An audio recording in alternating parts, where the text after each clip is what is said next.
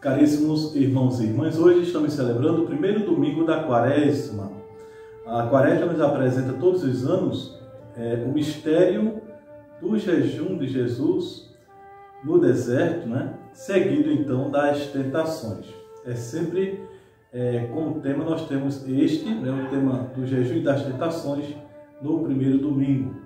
E a Quaresma é para nós um tempo forte de conversão e também de renovação em preparação à Páscoa. É tempo, portanto, como diz o profeta Joel na quarta-feira de cinzas, de rasgar o coração e voltar ao Senhor.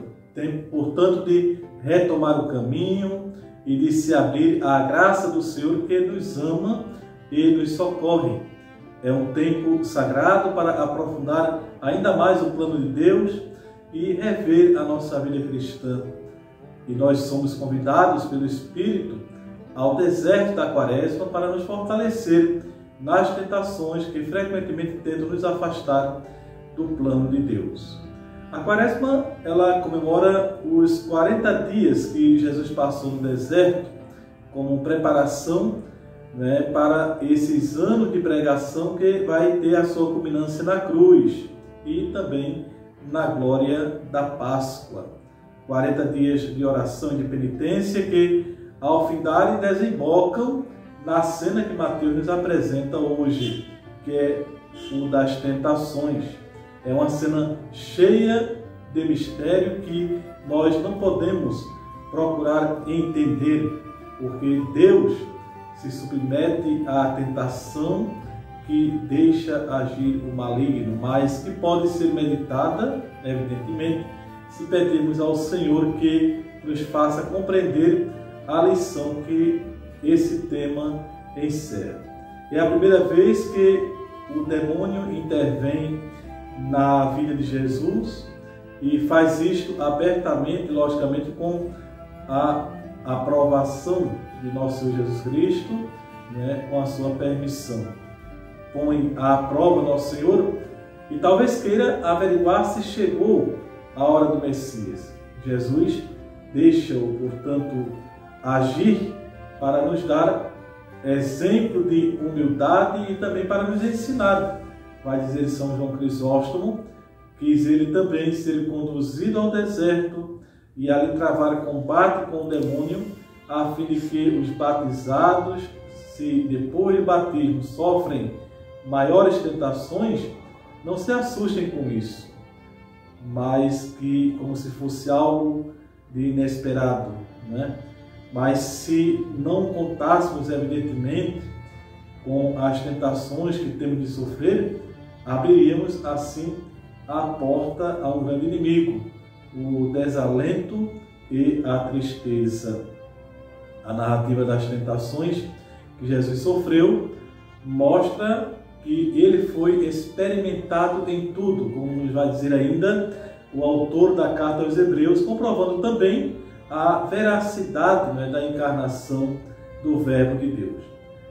Diz Santo Agostinho que na sua passagem por este mundo, vai dizer o santo, nossa vida não pode escapar à prova da tentação, dado que nosso progresso se realiza pela prova. De fato, ninguém se conhece a si mesmo sem ser experimentado, e não pode ser coroado sem ter vencido, e não pode vencer se não tiver combatido, e não pode lutar se não encontrou o inimigo e as tentações.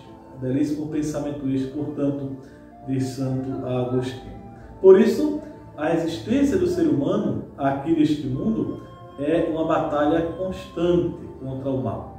É uma luta contra o pecado, a exemplo de Cristo, que devemos intensificar ainda mais nesta Quaresma. Luta que constitui uma tarefa para a vida toda. O demônio promete sempre mais do que pode dar. A felicidade está muito longe das suas mãos. Toda a tentação é sempre um engano miserável. Esta é que é a realidade. Mas, para nos experimentar, o demônio conta com as nossas ambições. E a pior delas é desejar a todo custo a glória pessoal, a ânsia de nos procurarmos sistematicamente a nós mesmos nas coisas que fazemos e prometemos. Muitas vezes, o pior dos ídolos é o nosso próprio eu. Temos que vigiar em luta constante, porque dentro de nós permanece a tendência de desejar a glória humana, apesar de termos dito ao Senhor que não queremos outra glória que não a dele. Jesus também se dirige a nós quando diz: adorarás o Senhor teu Deus e só a Ele servirás. E é isto o que nós desejamos e pedimos: servir a Deus alicerçados na vocação a que Ele nos chamou. O Senhor, Ele está sempre ao nosso lado. Esta certeza nós devemos tê-la. Ele está ao nosso lado em cada tentação e nos diz afetuosamente: confiai, eu venci o mundo. E com o salmista podemos dizer: o Senhor é minha luz e salvação, de quem eu terei medo. Procuremos fugir das ocasiões do pecado, porque, por pequenas que sejam, aquele que ama o perigo nele perecerá. Vai dizer o autor do livro do Eclesiástico, no capítulo 3, versículo 27. Como Jesus nos ensinou na oração do Pai Nosso: não lhe deixeis cair em tentação. É necessário repetir muitas vezes e com confiança essa oração. Nós devemos contar sempre com a graça de Deus para vencer qualquer tentação. Usemos as armas para vencermos na batalha espiritual, que são a oração contínua, a sinceridade com o nosso diretor espiritual, a Eucaristia, o sacramento da confissão ou da penitência, como também se chama, um generoso espírito de mortificação cristã, a humildade de coração e uma devoção terna e filial à Nossa Senhora. Na Quaresma, todos nós somos chamados ao deserto para um confronto conosco mesmos, com Deus e com o próximo, e também com os bens materiais. Somos chamados a despojar de nós mesmos para nos revestir de Deus. Somos chamados a acolher a palavra do profeta Joel, como lembrava logo no começo desta homilia: rasgai o coração e não as vestes, voltai para o Senhor vosso Deus. Façamos da palavra do profeta, prezados irmãos e irmãs, uma síntese de todo o nosso itinerário espiritual ao longo desta Quaresma e, por extensão, logicamente, ao longo de toda a nossa vida. Cada um deveria preparar um plano concreto de luta para esta Quaresma em especial.